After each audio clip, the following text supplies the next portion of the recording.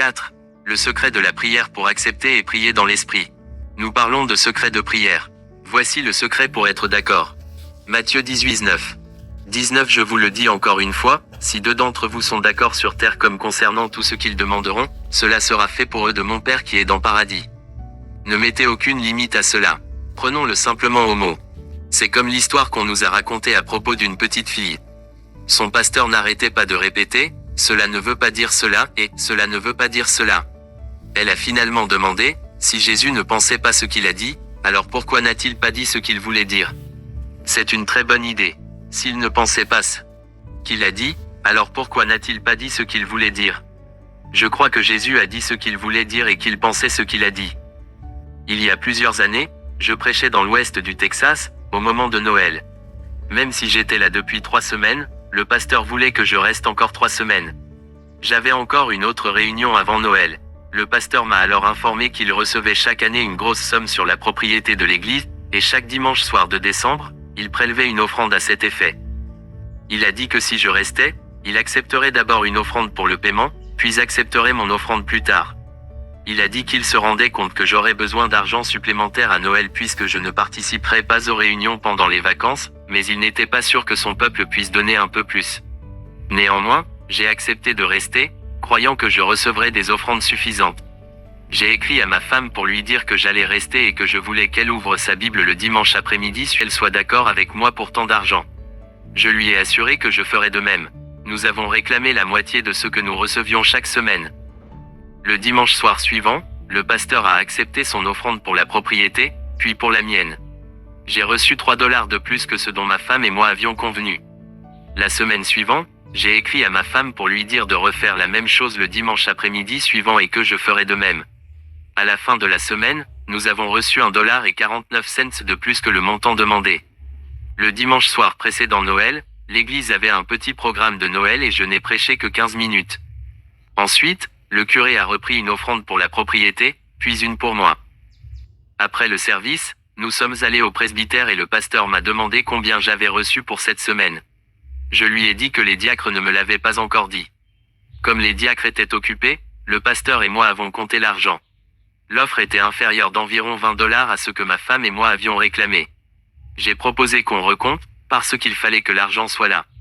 Je lui ai raconté ce que ma femme et moi avions fait, et j'ai dit que si ce n'était pas le cas, je devrais alors aller dans toutes les églises où j'avais prêché et leur dire que Jésus était un menteur et que la Bible ne l'était pas.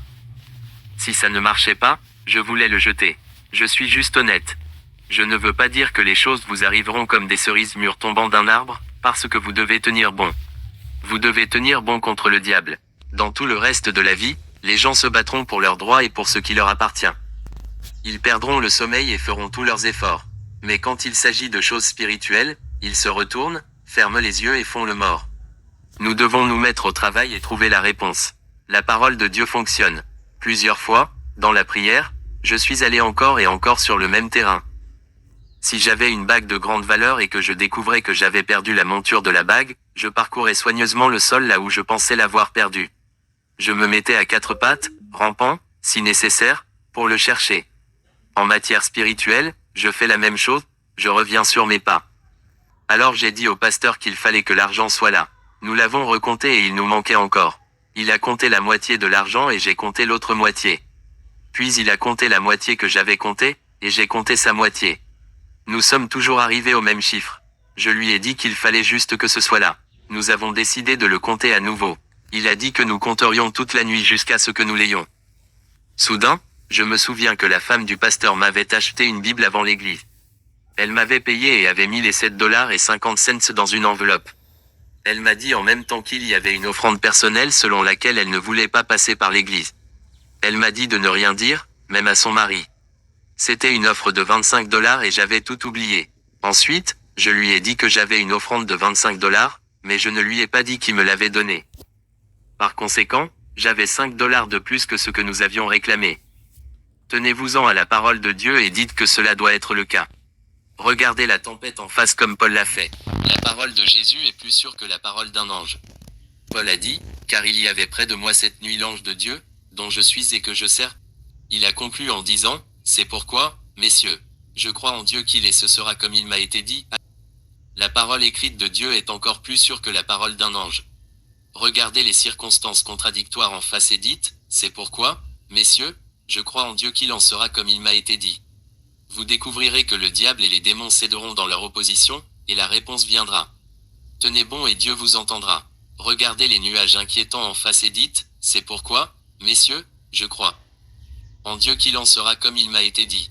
Vous découvrirez alors que le diable et les démons céderont dans leur opposition, et la réponse viendra. Tenez bon et Dieu vous entendra. Pour que la prière d'accord fonctionne, vous devez être deux et vous devez être sur terre. Cela nous correspond. L'affirmation la plus forte que l'on puisse faire en anglais est de dire, je le ferai ou je le ferai. Vous ne pouvez pas faire d'affirmation plus forte que cela. Jésus a dit, cela doit être fait pour ceux de mon Père qui est aux cieux. Je prêchais à Salem, dans l'Oregon, en 1957, pendant une récession qui sévissait alors dans le pays. L'Oregon a été l'un des États qui ont désespérément ressenti la récession. Un mécanicien au chômage de l'église a mis de nouveaux freins sur ma voiture chez lui. Il travaillait depuis 19 ans comme mécanicien dans une entreprise, mais celle-ci a dû fermer ses portes. Après la réunion, ce mécanicien chrétien et sa femme et ma femme et moi mangions ensemble, et ils racontèrent ce qui leur était arrivé après que j'ai prêché sur Marc 11:3, quiconque dira sans doute dans son cœur, mais croira afin que les choses qu'il dit arriveront, tout ce qu'il dit aura lieu. J'avais invité les gens présents à la réunion à s'avancer pour parler avec foi de tout ce qu'ils voulaient voir se réaliser dans leur vie. Cette nuit-là, alors que cet homme et cette femme rentraient chez eux, la femme demanda à son mari ce qu'il avait dit. Il lui a alors posé la même question. Ils possédaient beaucoup de terrain qu'ils essayaient de vendre depuis plusieurs années, elle a dit à son mari qu'elle avait demandé que le lot soit vendu. Il a dit qu'il avait demandé exactement la même chose. Le lendemain matin, à la table du petit déjeuner, elle a dit à son mari de retourner voir l'agent immobilier et de répertorier à nouveau le lot. Il s'est adressé à l'agent immobilier qui lui a dit que la propriété ne se vendrait tout simplement pas. Le mécanicien chrétien a dit à l'agent immobilier qu'il voulait quand même l'inscrire. L'agent a accepté et lui a suggéré de voir un homme qui avait déjà tenté d'acheter le terrain à un prix inférieur. Le mécanicien chrétien a trouvé l'homme et a appris qu'il était toujours intéressé par le lot et qu'il l'accepterait même au prix que le couple lui avait demandé. Depuis 2 ans, ce couple avait besoin d'argent supplémentaire et aurait pu l'avoir s'il l'avait seulement dit. Au lieu de croire avec leur cœur, ils avaient prié pour que Dieu fasse quelque chose. Nous avons aussi notre rôle à jouer. Ce mécanicien chrétien travaillait également dans les forêts lorsque le temps le permettait. L'homme qui a acheté le terrain possédait une flotte de camions et a demandé au mécanicien s'il aimerait avoir un emploi. Il a accepté le poste, qui était un emploi à longueur d'année et le salaire était de $100 de plus que ce qu'il recevait. Sa femme a dit qu'ils avaient toujours su que Marc 11:3, 24 était dans la Bible, mais que c'était la première fois qu'ils agissaient réellement en conséquence. C'est triste que des chrétiens remplis de l'esprit traversent leur vie sans jamais agir selon la parole. La parole de Dieu est vraie. Jésus n'a pas dit que cela pouvait être fait ou qu'il y avait une possibilité que cela puisse être fait. Au lieu de cela, il a dit que cela serait fait. Si vous êtes d'accord sur quelque chose, cela sera fait. Au lieu de discuter avec la Bible, pourquoi ne pas simplement la soutenir? Il y a des années, quand j'étais un garçon baptiste, un de mes amis travaillait pour son frère dans un petit garage qui avait à peine assez de place pour y mettre une voiture. C'était à l'époque de la dépression. Son frère le payait $3 par semaine et le nourrissait. En plus de cela, les 2 frères essayaient d'aider leurs parents qui étaient très pauvres. Je me souviens que je suis passé voir mon ami et qu'il travaillait sur une Chevrolet 34. Son frère venait de partir. Il m'a dit qu'il voulait que je prie pour quelque chose avec lui. Il sortait avec une jeune femme et il voulait se marier, mais il ne pouvait pas le faire avec $3 par semaine. Il voulait que je prie pour qu'il obtienne un bon travail, car il n'avait même pas de pantalon de costume. Il a déclaré qu'il avait postulé pour un emploi, mais les hommes qui ont accepté sa candidature lui ont dit qu'il y en avait 2000 devant lui. Il allait postuler pour un autre emploi dans une filature de coton et il voulait que je sois d'accord avec lui sur le fait qu'il l'obtiendrait. Même s'il n'y avait pratiquement pas d'emploi disponible, il savait que Dieu ferait quelque chose à ce sujet. Je lui ai parlé de Matthieu 18:9 et nous avons convenu qu'il occuperait ce poste dans les 10 jours. Le 10e jour, ils l'ont appelé et il est allé travailler pour $10 par semaine. Peu de temps après, il s'acheta quelques costumes et, au bout de 9 mois environ, il se maria avec $10 par semaine. Il y resta jusqu'à ce qu'il soit promu parmi les patrons, gagnant un bon salaire. Puis Dieu l'a appelé à prêcher et il est entré dans le ministère. C'était ma première expérience en agissant sur ce verset de l'Écriture. Cela fonctionnera parce que c'est la parole de Dieu. Vous pouvez être puissant dans la prière seul, Mais vous pouvez l'être davantage avec quelqu'un qui vous rejoint. Je me souviens que Smith Wigglesworth parlait d'une dame presbytérienne anglaise qui était venue dans sa petite mission et avait reçu le baptême du Saint-Esprit. Vous avez peut-être vécu cela vous-même lorsque vous avez reçu pour la première fois, vous pensiez que tout le monde serait heureux pour vous, mais vous avez découvert plus tard qu'il n'était peut-être pas si ravi. Cette dame est retournée à son église et a commencé à parler en langue, après quoi ils ont jeté elle dehors. Son mari était membre du conseil d'administration et ils lui ont dit qu'il devrait y mettre un terme, sinon il devrait l'excommunier pour de bon. Il rentra chez lui en colère et l'informa qu'elle devrait choisir entre le Saint-Esprit et lui. Il lui donnerait 10 jours pour se décider. Elle a fait dire à Wigglesworth de venir prier pour elle. Quand il est arrivé, il a vu que son visage et ses yeux étaient rouges à force de pleurer. Elle lui dit qu'il était trop tard, néanmoins, Wigglesworth lui a assuré que Dieu ne l'avait jamais envoyé nulle part trop tard. Elle raconta l'histoire et ajouta que c'était le 10e jour. Ce matin-là, à la table du petit déjeuner, son mari lui avait demandé quelle était sa décision. Elle lui a dit qu'elle ne pouvait pas abandonner le Saint-Esprit, alors il avait fait ses bagages et est parti. Wigglesworth lui a dit que s'il se mettait d'accord dans la prière, son mari reviendrait. Elle a répondu, « Vous ne connaissez pas mon mari. » Il répondit, « Non, je ne le connais pas, mais je connais mon Jésus. » Elle l'a informé que son mari n'était jamais revenu sur sa parole. Après un certain temps, Wigglesworth réussit à lui montrer ce que disait la parole. Il lui a dit qu'il leur suffisait de se mettre d'accord sur terre. Finalement, elle a accepté d'être d'accord avec Wigglesworth. Ils ont prié et demandé que son mari revienne. Pendant qu'il priait, elle a commencé à prier dans l'esprit. Wigglesworth lui a dit que lorsque son mari reviendrait ce soir-là, il n'a pas dit « si », elle devrait être très gentille et agir comme si de rien n'était.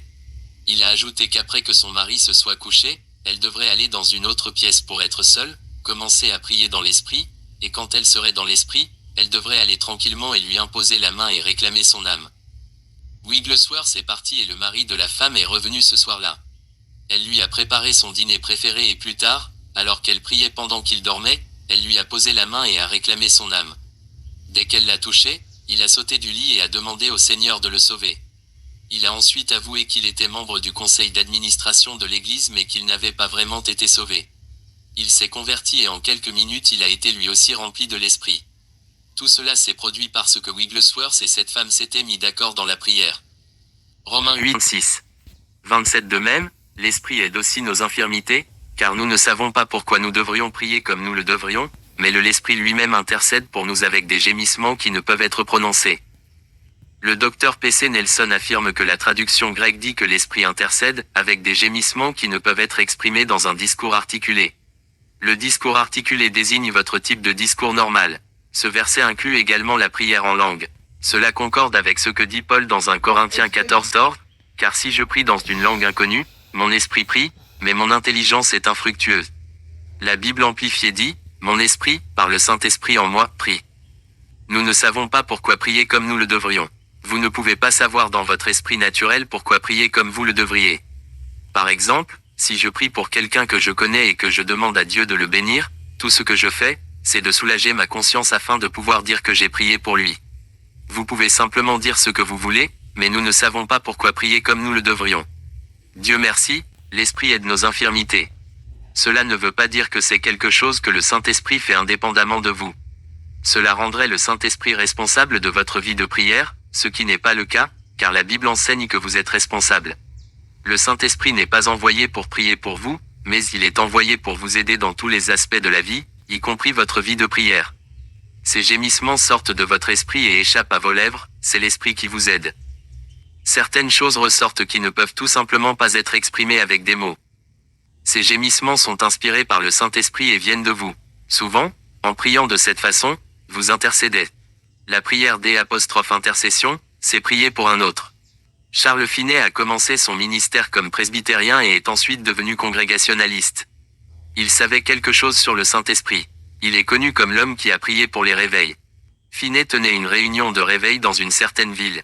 L'épouse de l'un des principaux médecins de la ville était une merveilleuse chrétienne et un leader, mais le médecin lui-même était un infidèle. Il se moquerait de sa femme. Elle pensait que Finney, qui avait été avocat, serait en mesure d'aider son mari. Elle insistait pour que Finney vienne chez elle un de ses jours de congé. Il a accepté de venir un lundi pour le repas de midi.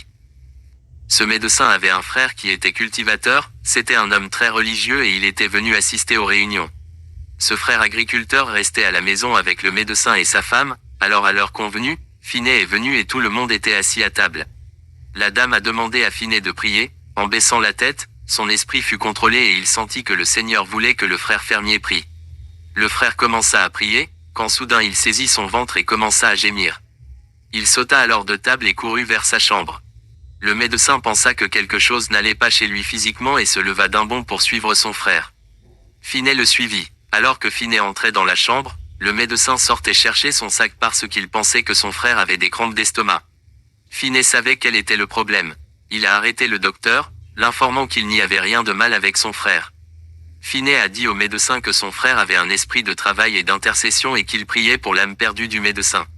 Le médecin s'est détaché de Finney et a dit qu'il n'y croyait pas. Le médecin partit et Finney entra dans la pièce, s'agenouilla près du frère et commença à prier. Vous pouvez aider à soulager une charge spirituelle tout comme vous pouvez aider à soulager une charge physique.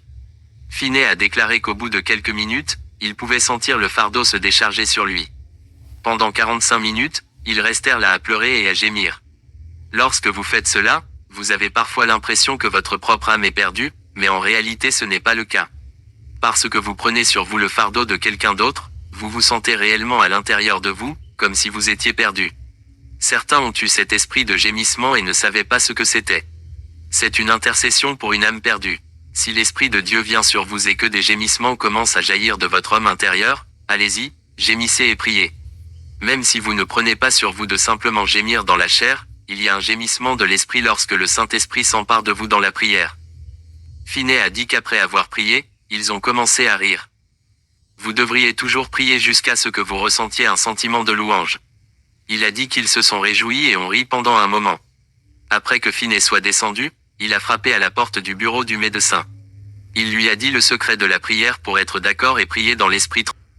Qu'il avait un mot pour lui de la part de son frère. Le médecin ouvrit la porte et lui demanda comment allait son frère. Finney lui dit que son frère avait prié pour la pauvre âme perdue du médecin. Il a ajouté qu'ils avaient prié jusqu'au bout et qu'il était pour ainsi dire sauvé. Finney a déclaré que le médecin avait baissé la tête et s'était mis à pleurer. Puis il tomba à genoux et fut glorieusement sauvé. Oui, il y a une prière d'intercession. Oui, il existe un ministère d'intercession. N'ayez pas peur d'y céder. Paul dit, car si je prie dans une langue inconnue, mon esprit prie. Mon esprit ne vient pas de mon esprit ni de ma tête. Le Saint-Esprit m'aide. Je ne sais pas exactement quoi prier, car comme je le devrais. Alors je commence à prier dans l'esprit, et j'obtiens souvent une révélation de ce pourquoi je dois prier ou non. Priez de cette façon de toute façon parce que vous savez que c'est la Bible et que c'est scripturaire. Un jeune ministre texan a été frappé de plein fouet par un ivrogne. Lorsque son père est arrivé à l'hôpital, ils lui ont dit que le cou de son fils était cassé et qu'il était paralysé de la taille aux pieds. Les médecins lui donnaient peu d'espoir de guérison. Le père y retourna la nuit suivante et le trouva inconscient. Il a dit au médecin qu'il allait rester toute la nuit et prier. Le père priait en langue, et à minuit, il priait encore en langue. Il a prié en tout environ 10 heures en langue. À 6 heures du matin, il se dirigea vers le lit de son fils et le vit allongé là, les yeux ouverts. Le fils lui a assuré qu'il allait bien parce que Dieu l'avait guéri. Il a dit qu'il ressentait des sensations dans tout son corps. Les deux hommes commencèrent à louer le Seigneur. Le médecin entra et le garçon lui dit que Dieu l'avait guéri. Il a demandé au médecin de retirer le plâtre, mais le médecin a dit non, car son cou et son dos étaient cassés. Après beaucoup de persuasion, ils l'ont passé au rayon X et ont dit qu'ils ne pouvaient même pas trouver où ses os avaient été brisés. Ils l'ont gardé là pendant un jour ou deux pour le contrôler, et finalement lui ont dit qu'il pouvait rentrer chez lui. Il a été miraculeusement guéri et prêche toujours l'évangile. Le Père a accompli son travail lorsqu'il a commencé à prier par l'Esprit. Il a reçu l'aide du Saint-Esprit dans la prière. Vous pouvez augmenter votre puissance de prière de 100% en priant par l'Esprit et en langue.